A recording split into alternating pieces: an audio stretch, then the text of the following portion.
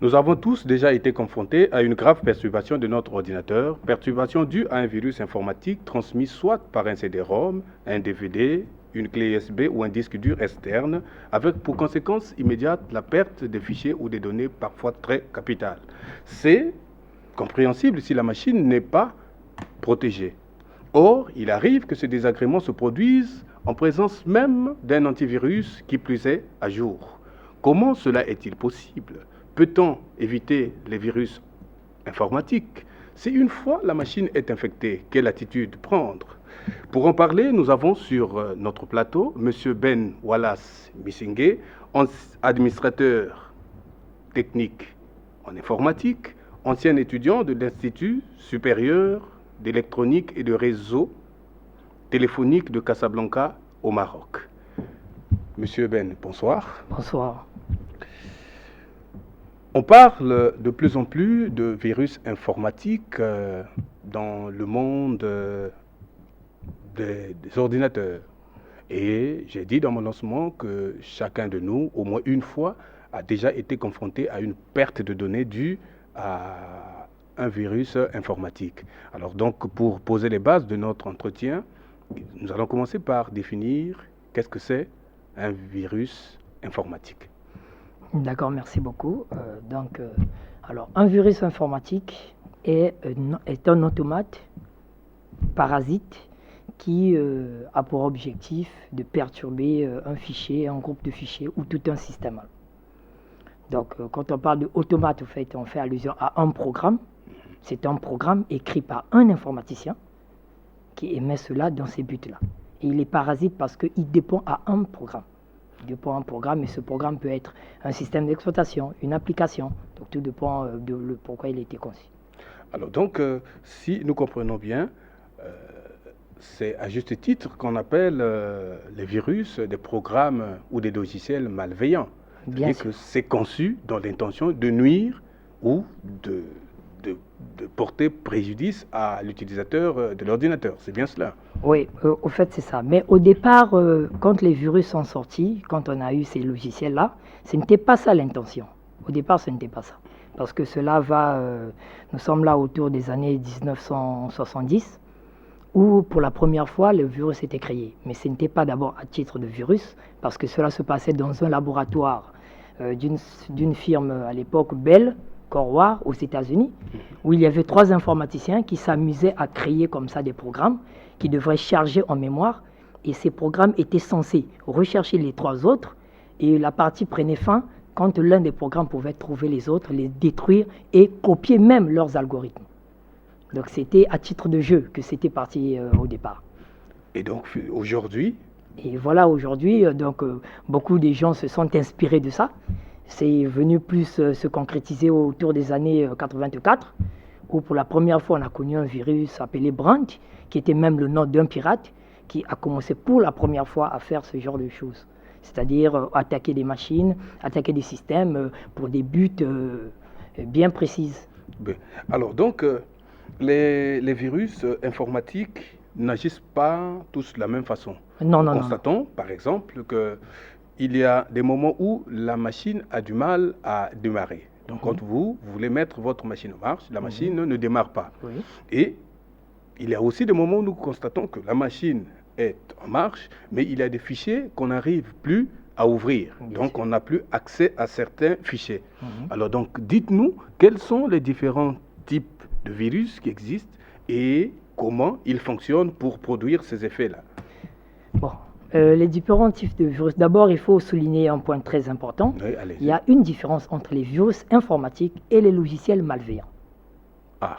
Oui, il y a une différence. Donc, le logiciel malveillant, quand il attaque une machine, il n'a pas besoin d'un programme hôte pour s'exécuter. C'est quoi un programme hôte? Un programme hôte. Le public qui nous suit est mixte, hein? On n'a pas toujours des informaticiens qui nous suivent, c'est des utilisateurs simples parfois. Donc, un programme hôte, au fait, n'est qu'un programme qui est déjà installé dans une machine et qui travaille avec des applications de données. Ce programme hôte peut être comme le Word, l'Excel, le Publisher ou même le Windows lui-même. Donc en fait, un programme hôte, il faut le définir de façon la plus simple, c'est-à-dire c'est un programme qui est ciblé par un pirate.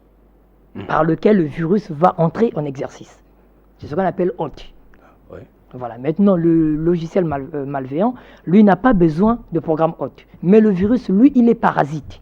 Il ne peut pas s'exécuter tant qu'il n'a pas trouvé le programme hôte pour lequel il était conçu attaquer. C'est ça la différence. Donc, si on doit citer les types de virus, j'aimerais commencer par citer d'abord les logiciels malveillants. Allons-y. À côté de donc, les logiciels malveillants, on pourrait citer les vers informatiques. Ce que les gens pensent être des virus, ce ne sont pas des virus. Les vers, ce sont des logiciels malveillants.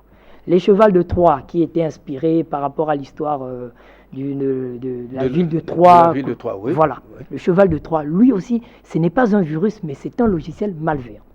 Les bombes logiques. C'est-à-dire, c'est une attaque virale qui se fait. C'est-à-dire, on vous envoie d'abord un canular, c'est-à-dire un petit mail disant que vous avez gagné une loterie, vous avez gagné quelque chose comme ça. Et quand vous ouvrez le mail, alors vous avez ouvert un port. Et quand vous avez ouvert le port, alors lui, il propulse tous les virus qui se répondent simultanément de votre machine. Ça, c'est ce qu'on appelle les bombes logiques. Et ça, ce ne sont pas des virus, mais ça, ce sont des logiciels malveillants. Maintenant, les virus eux-mêmes, on peut les regrouper en 5 groupes comme ça. Ouais. Si j'ai bonne mémoire, il y a les virus classiques. Alors les virus classiques, eux, ils sont là pour attaquer rien que les fichiers, c'est-à-dire les produits des programmes. Ils attaquent les fichiers Word, Excel, peu importe et tout. Tout ce qui est fichier, ils peuvent attaquer. Après les virus classiques, vous avez ce qu'on appelle les macrovirus. Alors ceux-là sont faits pour attaquer les programmes. Alors le macrovirus attaque plus précisément les programmes qui ont été écrits avec le logiciel de base Visual Basic. C'est un langage de programmation que les programmeurs connaissent bien. Donc les programmes qui sont montés avec ce langage-là est beaucoup plus attaqué par ce genre de virus. Parce que ce virus-là attaque tous les bases VBS, excusez-moi. Okay. Et les bases VBS, c'est Visual Basic Script. Donc ça, c'est les macrovirus. Ils sont faits pour attaquer ce genre de programme. Donc nous avons les programmes comme Word, Excel, et c'est ce genre de virus qu'on trouve qui polluent nos secrétariats par-ci par-là. Tout à fait, nos entreprises. Voilà. Donc après les macrovirus, nous avons les virus de boot. Alors ceux-là, comme dit leur nom, boot veut tout simplement dire démarrer. Donc les virus de boot... En anglais. Voilà, de OT. Hein? Voilà. Ouais, tout boot, ouais. Il veut tout simplement dire démarrer. Donc ce sont des virus qui attaquent les zones de démarrage des disques. À l'époque, ils attaquaient les zones de démarrage rien que des disques durs. C'est-à-dire, un disque dur, logiquement, il est séparé en 2 parties. Il y a la zone de données, c'est-à-dire là où on installe le programme, le système d'exploitation et tout ce qui va avec, et une zone qu'on appelle le MBR, pour Master Boot Record. C'est-à-dire c'est la première zone de démarrage d'un disque dur. Et dans cette zone, c'est là où le constructeur du disque met les informations concernant le disque, c'est-à-dire le nom du disque, la taille du disque, le nombre de clusters, le nombre de têtes, le nombre de plateaux et tout ce qui va avec. C'est dans cette mémoire-là, donc c'est une ROM. Donc ces virus-là sont faits pour attaquer ces zones-là. Parce qu'avant qu'un disque ne démarre, vous avez d'abord un écran noir avec des écritures. C'est le rapport du BIOS. Et ce rapport-là vous donne l'état de votre boot. Donc ces virus attaquent cette zone-là. Ça, c'était à l'époque. Aujourd'hui, ces virus sont allés plus loin, commencent à attaquer même les zones de boot des clés USB. Il y a un virus qui est très répandu, que les gens appellent autorun.inf. C'est normalement un fichier qui s'exécute, en fait. C'est le fichier exécutable de la clé. Vous voyez, dès que vous branchez une clé, ça s'exécute automatiquement. C'est ce fichier. Mais ce virus-là a attaqué le zone de boot où est logé ce fichier, à tel point que ces fichiers sont maintenant infectés. Donc dès que vous mettez votre clé USB, on vous dit non, le virus a été détecté. Effectivement, c'est ce virus de boot qui a attaqué ce secteur. Ok, donc le quatrième type. Donc après le virus de boot, nous avons ce qu'on appelle les mutants, les virus mutants. Alors ceux-là sont des virus particuliers. Parce que c'est à la base d'abord un simple virus, c'est-à-dire il peut être classique ou macro ou virus de boot, mais qu'un pirate, c'est-à-dire un informaticien mal intentionné, réécrit, c'est-à-dire reprogramme. Il prend le virus et lui ajoute une certaine instruction, il lui dote encore d'autres instructions. C'est pour ça qu'on parle de mutant, parce qu'il a été muté. Vous comprenez? Donc on lui ajoute des instructions. Alors ces genres de virus, quand ils arrivent dans une machine, c'est pas toujours évident, vraiment, si le technicien n'est pas assez équipé, sinon assez bien exercé, qu'ils se rendent compte. Parce que c'est des virus qui présentent une face et après qui changent de face.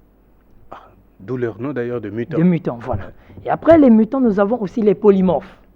Eux aussi, c'est un peu dans la classe des virus mutants. Mais ceux-là, par contre, eux, ils sont faits pour plus échapper au contrôle des antivirus. Il y a des machines qui sont protégés, l'antivirus est là, et j'ai même dit que l'antivirus est à jour, pourtant les fichiers sont infectés. Mais Alors comment ça se fait?